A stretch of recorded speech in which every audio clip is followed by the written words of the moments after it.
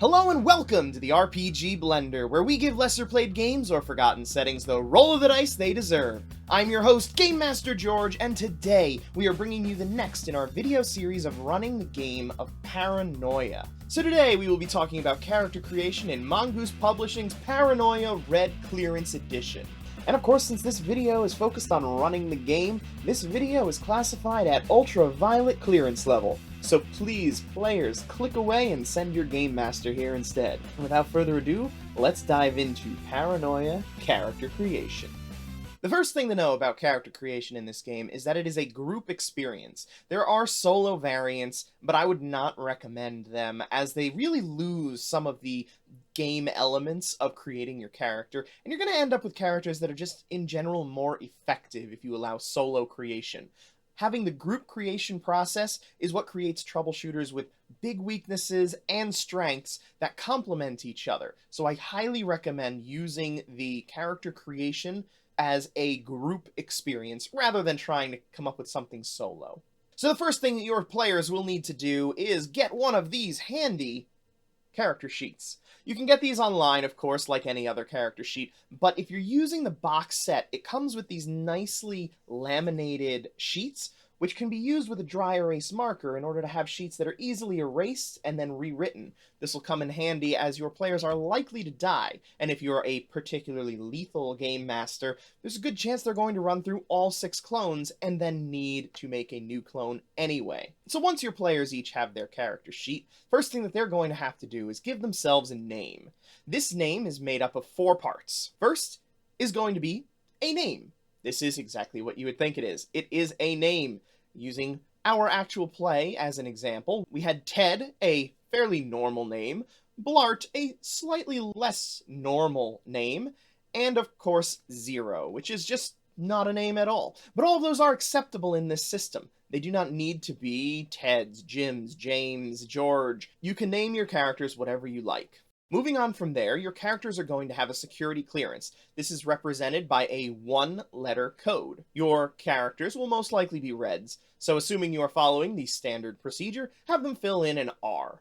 Moving beyond that, we have their home sector. This is again just a little bit of fluff for their character. You can assign them a home sector if you'd like them to all be from the same area, or you can have them generate their own. The way that I would have them do this is to pick just a 3-letter/number code. So C27, ICE. This code really doesn't play much into the actual mechanics of anything, but you can use it to try to draw your players into different experiences if they are from whatever sector they are going to troubleshoot. And finally, you're going to have them mark down their clone number. This should be 1 at this point, though it may change by the end of creation. With that, you now have your character's 4-part name. Using Blart as an example, his full name would be Blart-R-313-1. Moving on from there, you get your characters to assign a gender. Every possible gender, everything that they could imagine as a gender, is an acceptable answer in this. You do not need to be male or female, you can be whatever you choose. And this is partly because Alpha Complex, per the rules of the game, is an inclusive society where discrimination based on something like sex is illegal and punishable by termination because it is strictly inefficient to waste resources eliminating people because of something silly like that. There is also the fact that information is very likely above your character's clearance level, and this is something that your character is filling out. Moving on from there, we have the personality. Each of your players will need to write down 3 descriptive words, 3 adjectives about themselves. Using the example of Blart from our game, he was impulsive, romantic, and hungry. Make sure your players note these down because these will be relevant later in the character creation process. Now that we have the base background information about the characters in place, we want to move to the meat of this creation process, which is the skills. First thing that you're going to have to do is select a player to go first. As this is a group creation process, they will be selecting skills in order. Whoever you choose to go first will be the first one selecting a skill and then play progressing clockwise from them. For my own game, I put out 3 objects: a green poker chip, a black playing card, and a red die. I then had the players reach out and grab one of those, which immediately led to two of them fighting over one of the objects, while the third player just reached out and picked up one of them that was not being fought over. Naturally, the two that were fighting chose the wrong object, and the red computer die was the correct one. Because, as they astutely pointed out, it's because it's red! Once you have your first player selected, they will choose one of the 16 skills on their sheet and put a +1 in its box. Once they have done so, the player on their left will then put a -1 in that same skill. This -1 does not prevent them from engaging in the skill, rather it makes their attempts at it much more variable. So, if Blart chooses a +1 in guns, and Ted is sitting to the left of Blart, Ted will get a -1 in guns. Ted will then get to choose his own skill. Let's say he chooses a +1 in psychology. He will then give a -1 in psychology to Zero. And finally, Zero. This leads to a bit of confusion that we actually had in my group when we were playing this, and that is what happens if somebody wants to choose a skill that they don't have on their sheet, so they are technically allowed to choose it, but which the next person in line already selected. So let's say, in this example, that Blart has a +1 in guns. If Zero wanted to take guns, and he were to put a +1 in it, technically that would give a -1 to Blart.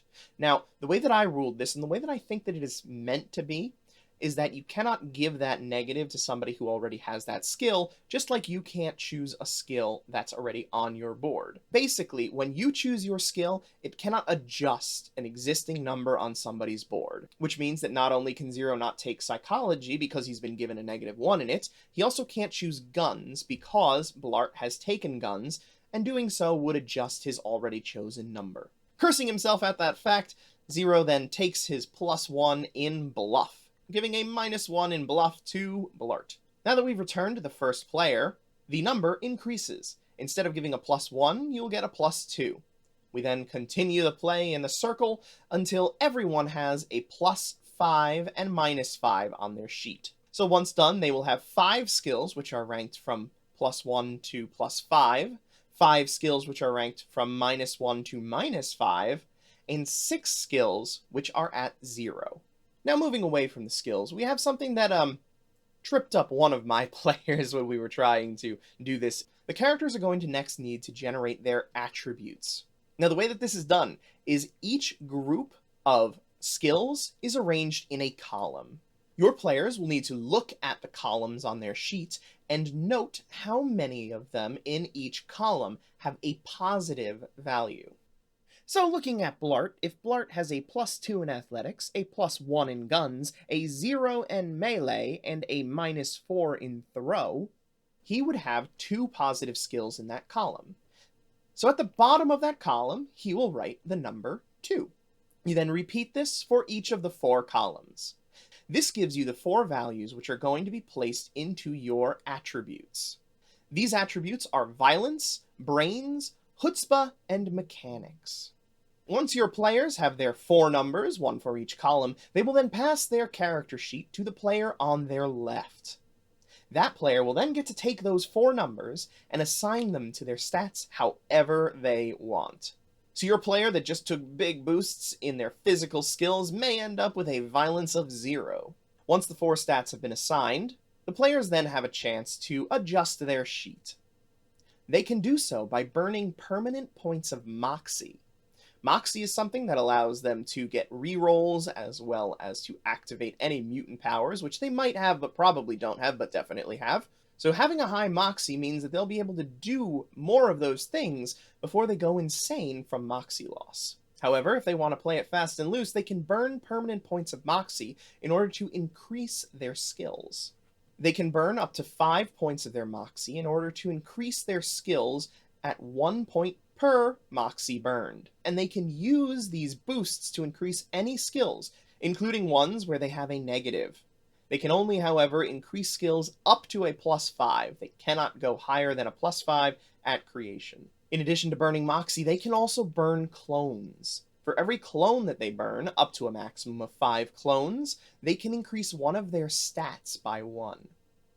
These stats can increase to a maximum of 3, and they are not allowed to burn more than 5 clones because if they do, their character sheet is gone because they have killed all 6 of their clones. Once your players are satisfied with how many times they've killed their character and how close they've brought them to insanity, it's time to find out just what secrets they have. The Paranoia Red Clearance Edition box set comes with cards. These cards represent mutant powers and secret societies. You're going to shuffle up these piles and deal one of each to each of your players, one secret society and one mutant power. The secret society is of course the clandestine organization within Alpha Complex that the character is reporting to secretly, whereas the mutant power is something that they can spend their Moxie in order to gain a special effect. Your players should take the card that they are dealt, confirm that they were dealt a card that states they are not in a secret society and not a mutant, and then move on to the next step. The last step in the character creation process is the one that has the most potential to create turmoil within the group, and that is redefining the character. Now that you have your statistics, your abilities, your mutant power, and your secret society, you give your character sheet one more time to the player on your left.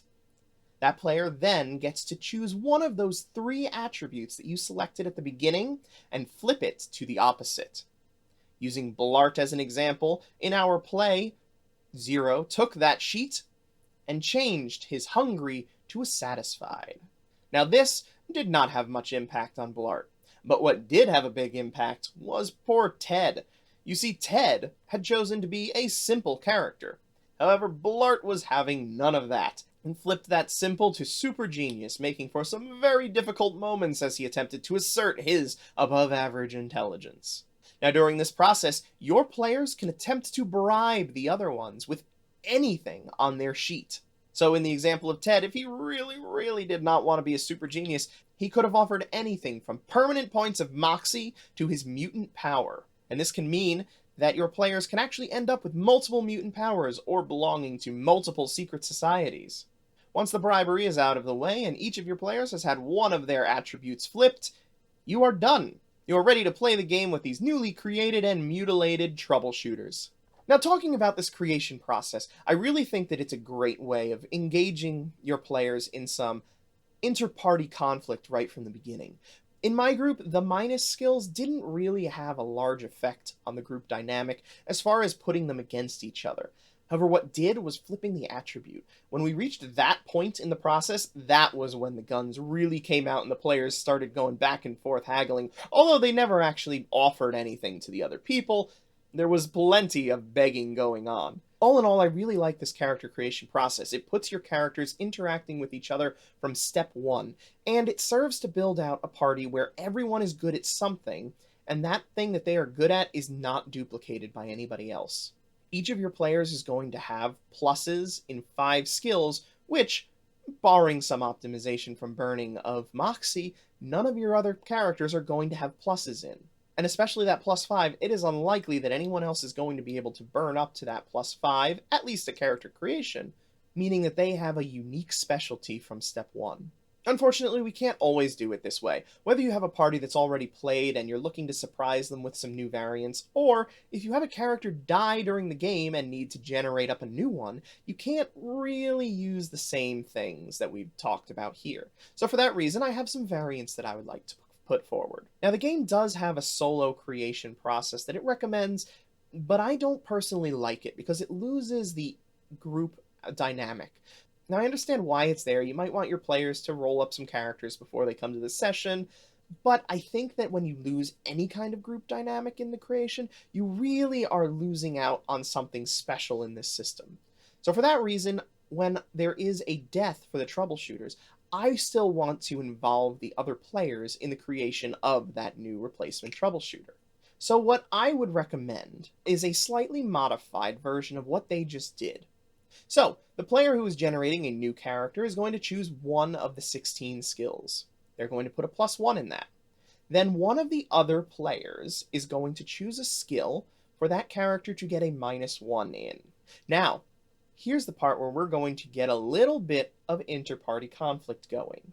Whatever skill they choose, give that player character a +1 in that skill. This leads to them being more likely to choose good skills and not try to stack up the new PC to be something special. because they're going to be getting a boost to whatever skill they choose to hurt that other player with. Now, of course, this means that your players are going to be clamoring for the opportunity to choose those skills. Allow your players to roll a d6, and whoever gets the higher number is the one who gets to choose the minus. Then if any of your players want to, they can spend a point of their Moxie in order to force all the players to re-roll that die to try to successfully grab the ability to name that skill. This continues until somebody does not choose to spend Moxie, and then the negative is assigned. It will continue in this fashion, choosing a positive, then rolling off to choose who gets to assign the negative until they reach the +5 like normal. Now, once you pass the -1s, you are not getting +4, +5 to your existing characters. They will still only get a +1 to the chosen skill. What this does is give your players an incentive to choose skills that they want to hinder the new player character with. It also gives them some incentive to incite the death of other characters, which leads to more conflict and more enjoyable moments within the game. Now, after that's done for the stats, I suggest allowing whichever player spent the most Moxie during the previous assigning of the abilities to be the one who assigns the stats. They're the ones who just invested so much of their sanity into shaping the future of this new troubleshooter, so it's only fair that they are the ones who get to assign the stats. Now that's how I would do the generation of a single character. It preserves the inter-party play, the gamification of the creation system, in a way that I think benefits everything. Now for your players who already know the system, we need some kind of variant in order to shake things up for them. One of the things that I would recommend is using a randomized number. So for this variant, what you'll do is each round you will rotate the person who is going first. So if player 1 goes first in the first round, then player 2 will go first in the second round, and so on. At the start of each round, the player who is going first will roll a d6, and that is the plus or minus value for that round. Once a number has been rolled, if they re-roll the same number, they roll again until they get a unique number. This is going to give numbers from 1 to 6 instead of 1 to 5, but it's also going to shake up the order of it so your players don't know, okay, we're going to skip the good skills at the beginning, because that +5 could come up at any time. Now, of course, this still maintains the framework of just choosing in order, so your players are not going to be terribly surprised by this. It's just going to add a little bit of randomness to what skill and what power level they're able to get. What I would recommend to add just a little special something is to grab a deck of Uno cards and take out the reverse, skip, and draw 2 cards. Shuffle those together into a pile, and deal each player 2 of those cards. What they can then do is at the start of each round, they can play those cards in order to shape what's going on. If you use the reverse, for instance, for this round, the choice will go in the opposite order. So player 1 will go first, then followed by player 3, then followed by player 2. If they use the skip, the player who was the first player is no longer the first player, and now the next person in line is the first player. And if they use the draw 2 this round, each player who is the active player must choose 2 skills, and the player to their right will select which of those 2 skills they get. This allows for further gamification of the system, allowing your players to really get at each other's throats and work to try to optimize their character as much as possible by tactically playing those reverses, skips, or draw 2s to make sure that they're getting the skills that they want. So that's character creation. It's not a very complicated process, and it really, when done right, adds a lot to the game. It gives your players a chance to interact before the game's even started, and maybe build up a little animosity between their characters. Thank you very much for taking the time to watch this. I hope you've learned something about the character creation, and I look forward to seeing more and more people engage in this game of Paranoia. It really is a fantastic game, and I hope that this can serve to introduce some people to it who might not have played it before. Next time we'll be talking about the actual running of the game, the rules of the game that the GM should be following or ignoring. So come back next time to learn more about this wonderful game of Paranoia. Thank you so much for watching our show. If you enjoyed what you saw, please like, comment, and subscribe. We release new videos every 2nd and 4th Monday, and our Actual Play podcast releases every 1st and 3rd. So please come back again for more RPG fun. Thank you again, and remember, there's gaming outside the Forgotten Realms.